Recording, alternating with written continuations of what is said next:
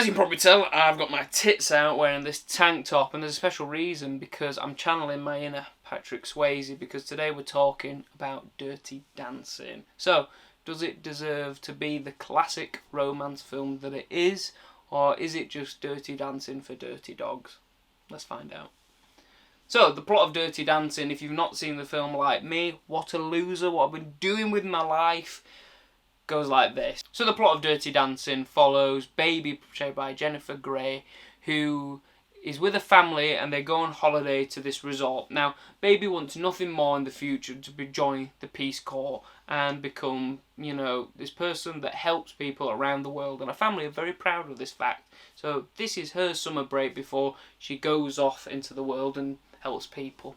But before she does that, she bumps into Johnny, portrayed by none other than the late Patrick Swayze, and she has a thing for him. He's very attractive, and he is the lead dance teacher at the resort. So she's got a thing for him, and their lives kind of cross over. She starts approaching him and becoming part of his life more, and it turns out that her dance partner, for whatever reason, can't do a dance gig that they've got coming up, and so she kind of finds herself in a situation where she's been put forward to be his dance partner for this gig, and that's where the film kind of takes off. And what makes this film really sing is fundamentally the fantastic chemistry between Jennifer Grey and Patrick Swayze. Like, Patrick Swayze, like, I've never seen him act before, but he was completely magnetic in this film. He's fantastic. And Jennifer Grey is also really, really endearing and has a fantastic character transformation. Now, Dirty Dancing, because it's so classic, it is kind of the foundation of a lot of these cliches that we find in romance things today. Back then, it might not have been cliche, but it's 2024 and the film came out in 1987, so it's a bit vanilla in some ways. But do you know what? There's nothing wrong with vanilla ice cream. I love vanilla, and it's really expensive now, if you didn't know. And this film isn't actually expensive. It was quite a small budget film. It was directed by Emile Ardolino, who directed an Oscar-winning documentary called He Makes Me Feel Like Dancing, which follows a very famous ballet dancer, Jacques Dambos, a noted former American ballet star who had lots of dancing roles in different films, and yeah, he was a dance instructor. And he was directing this film, and I think that was kind of the perfect kind of decision for him to direct this film, because based on my research, what he did, which a lot of different films around this time or films since Dirty Dancing have done, which focus on dancing, they get the actors to just have like stand-ins to do the dancing for them, but he was very, very particular about having the actors dance on screen and adapting the dancers to their skill level.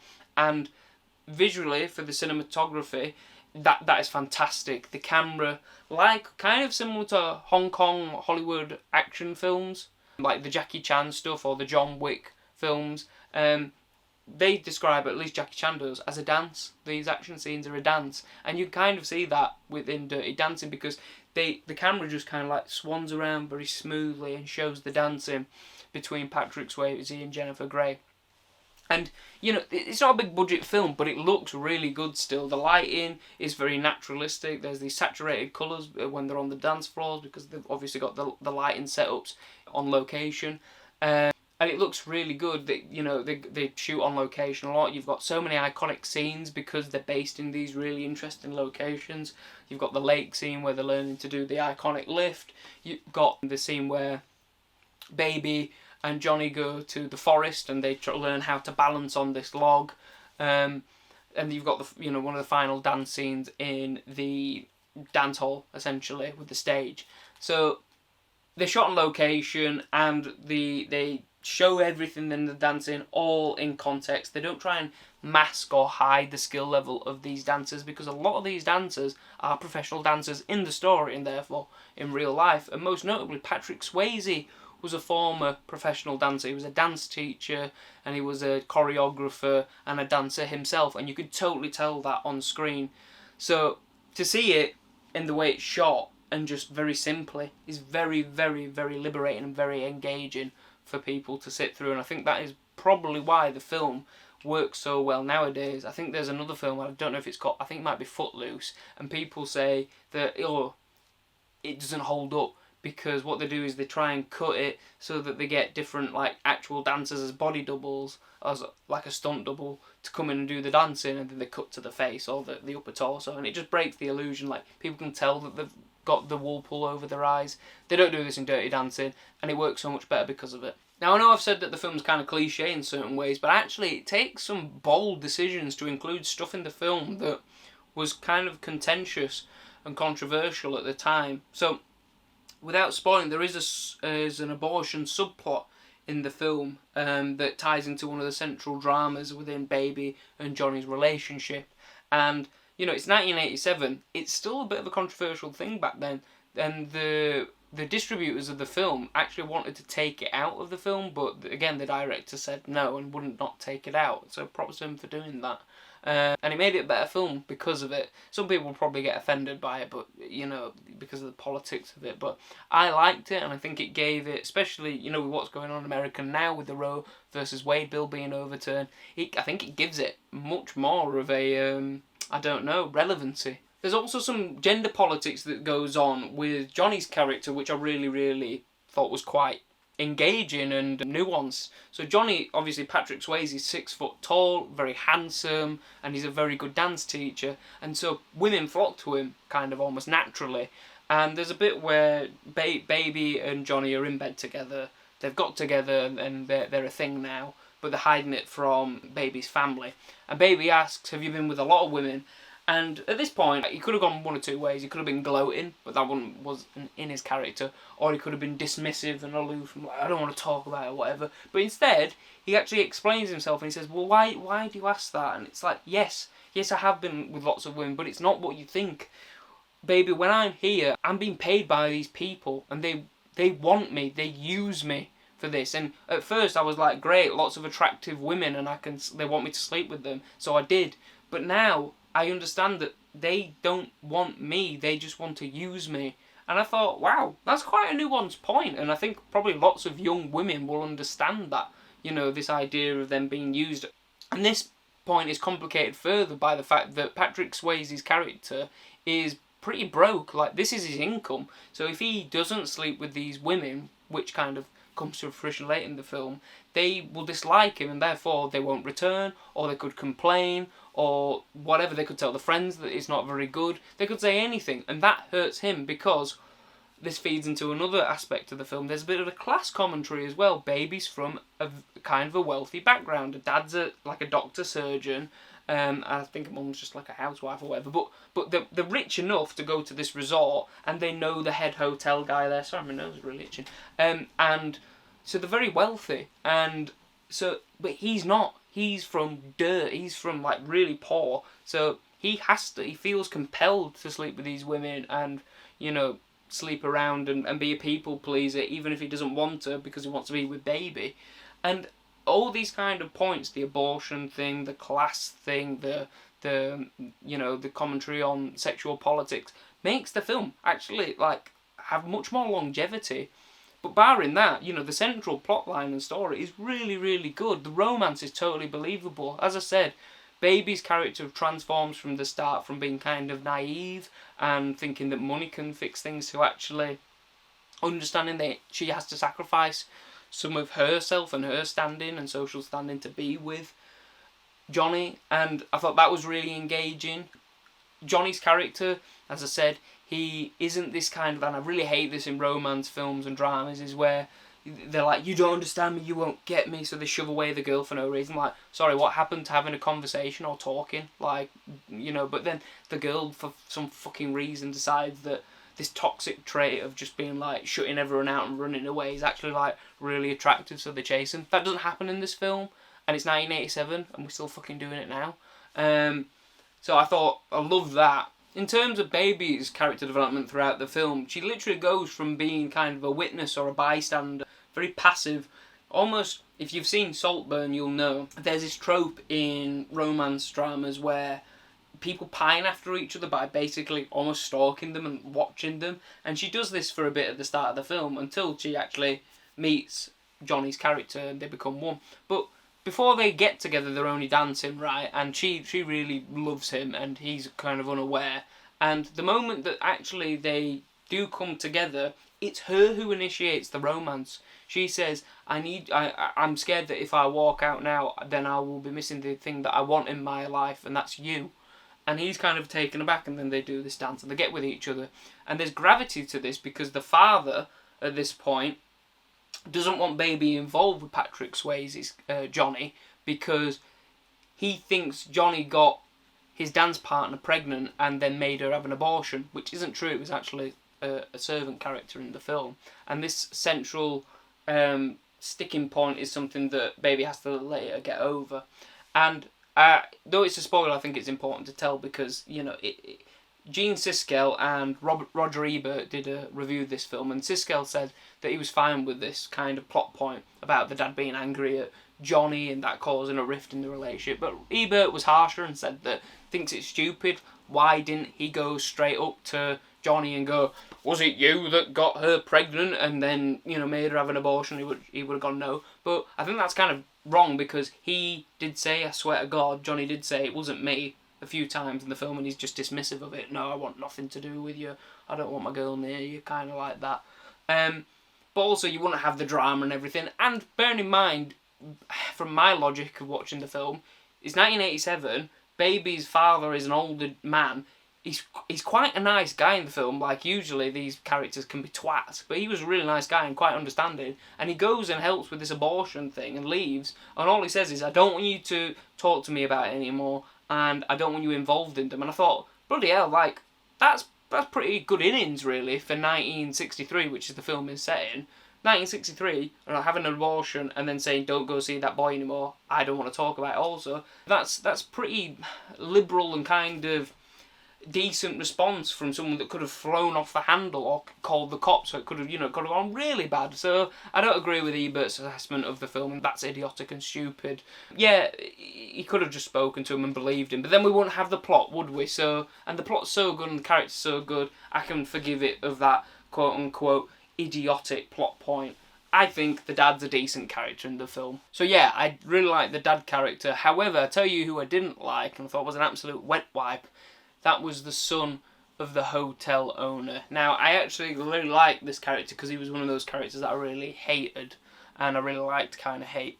There's this thing at the start of the film where Baby's kind of getting, not but encouraged to get along with the grandson of the hotel owner.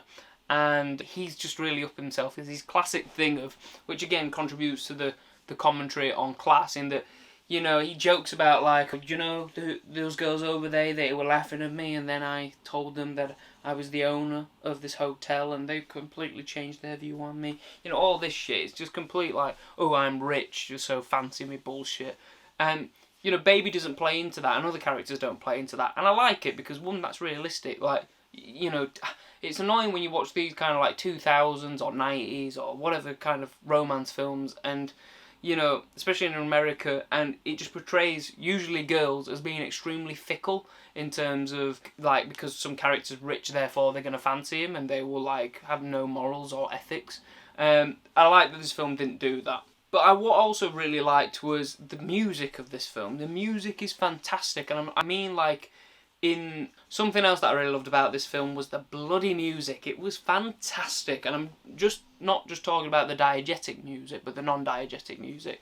So the music that they play in the film to dance to sounds great, but also the soundtrack to the film is phenomenal as well. I didn't actually realise that The Time of My Life was made specifically for this film, because it's that iconic, it's transcended the film. I think it most recently, and I don't know if it will stand the test of time, but I'm thinking something like Barbie, you know, and Barbie's like I'm Just Ken feels a bit like She's Like the Wind, because that was Patrick Swayze, you know, the two male leads of these films, singing these songs. And to be honest, like, She's Like the Wind, that song slaps. That's on my Spotify, and I play that and jam along to it in the car, unashamedly, tank top tits out, because it's great. Though it's quite funny that they do use, like, classic 80s sounds like the synthesizer in it, and it's a film that's supposed to be in 1963. But, you know, minor point, that it doesn't matter. It's a great song. And actually, that song was supposed to be done, well, it was written by and sang by Patrick Swayze, but it was actually supposed to be done for another film. but it was put in this one. And speaking of which, this film's production was hell, actually. It was really, really bad. So the film wasn't a big budget film, as I said, and from a little bit of research, well, I say research, Wikipedia. People shit on Wikipedia too much, right? Wikipedia's fine. But anyway, from Wikipedia it says that no one liked the rough cut of the film and that the Vestron executives were convinced that the film was going to be a flop, which I don't think mattered because it wasn't a big budget film. And it says here that like 39% of people who viewed the film didn't realise abortion was the subplot because it's handled with like dexterity, but it's not made a big deal. But I mean, it's pretty clear to me, I guess, at least to people in 2024, that so the executives of the film thought it was going to be an absolute flop and that they should just collect the insurance, and it was crap. And then there was a further dispute of who was going to distribute the film, and the distributors of the film wanted it to be for a teen audience, so they said you need to remove the abortion scene. But the screenplay writer put her foot down, her name was Eleanor Bergstein, and said no, we've got to keep it in the film. So they kept it in, so they had to change the promotion of who was doing it. Then it turns out that the producers of the film were then going to actually be the distributors, and that was a bad sign, and blah blah blah blah blah, right? And they said something along the lines that they were going to release it in theatres for a week and let it go straight to home video to minimise the cost. And the film, for its very, very small budget, ended up making globally $215 million. What the fuck? And I think that just goes to show that the big wigs, the big executives, the risk-averse gamblers of Hollywood don't actually know a lot of the time what people want. They do all this research and they say, we're going to tell you creative people, us business people, that this is what the people want, this is what they want. And actually, based on Dirty Dancing, they can shove that up their arse because it's a load of bullshit, because what makes good money is what the people want, and what the people want is creativity and originality. And Bergstein, she wrote this screenplay based on her experiences. She used to be called Baby growing up. She did and took part in Dirty Dancing competitions. So this is very much kind of like an autobiographical, self-insert kind of screenplay. So I really like that mythic kind of element to the creation of this film, not just because it's done so well, but because it was a bit of an underdog in terms of that Dirty Dancing could have never meant to be if the people in this film, the writers and the directors, didn't stick to the guns and say, no, we're doing this. The dancers, the actors are going to do the dancing, and we're not getting, stunt doubles in to do it. And you know what? We're not removing the abortion subplot because it's important. I like that. So fundamentally, I really love this film. I was completely surprised that this film was as good as it was. My girlfriend made me watch it. It was part of my feminisation process. And it's been easily the best film that we've seen together so far. And we've watched Legally Blonde, so it's been tough competition. So I've come away from loving this film. And I think my final point that I want to make, other than, how creatives need to stay creative against business bollocks that they talk about in Hollywood, is that, like my favourite romance and drama kind of series and films, and all the ones that Dirty Dancing has inspired that I've seen and really enjoyed, I think of something like Amazon Prime's Red Oaks, is that the characters are so likeable and the romance you get so enthralled and swept up by that you want to exist in that world, you want to be in that world. And I think that is the reason actually why there's been so many blooming knockoffs and like remakes and sequels and prequels and TV show adaptations of it, because people love these characters and people want to be with them. And I think, Patrick Swayze's passing when he was 57 years old almost adds to that people really missed that as a bygone time, as, for what it was. This film's great, and if you haven't watched Dirty Dancing, please do. And then I think next time it's Halloween, or next time I do any more dancing, if I ever do a charity ball, I know I'm going to be modelling my moves after